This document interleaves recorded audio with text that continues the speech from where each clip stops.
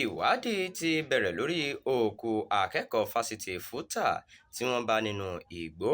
Iléeṣẹ́ ọlọ́pàá ìpínlẹ̀ Ondo ní àwọn ti bẹ̀rẹ̀ ìwádìí lórí ikú akẹ́kọ̀ọ́ ìpele kìíní fásitì Federal University of Technology Àkúrẹ́ FUTA Favour Ọláníyì.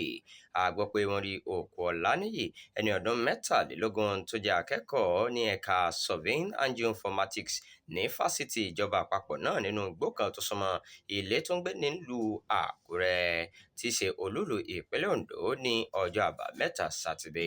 Ohun tó ṣokùnfà ikú rẹ̀ gan ni kò tí ì hàn kedere títí ìgbà tí à ń kó ìròyìn jọ, ṣùgbọ́n àwọn ọlọ́pàá sọ pé wọ́n rí ìgò kan tó ní májèlé nínú níbi ìṣẹ̀lẹ̀ náà tí wọ́n sì fura sí pé ó ṣeéṣe kó jẹ́ pé akẹ́kọ̀ọ́ náà dá ẹ̀mí ara rẹ̀ légbodò ni.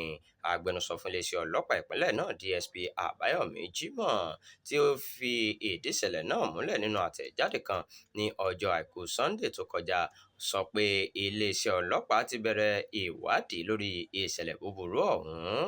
Ó tún sọ pé wọ́n ti gbé òkú náà lọ sí ilé ìgbókùúsí fún àyẹ̀wò síwájú sí àti ìwádìí kíkún.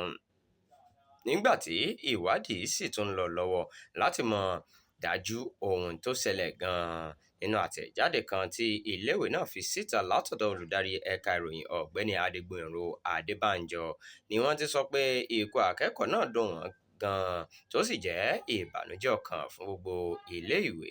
Gẹ́gẹ́ bí wọ́n ṣe sọ, wọ́n ti fi ìṣẹ̀lẹ̀ náà tó àwọn òbí olóògbé létí pẹ̀lú ìlérí láti fọwọ́sowọ́pọ̀ pẹ̀lú àwọn ọlọ́pàá nínú ìwádìí tó ń lọ lọ́wọ́.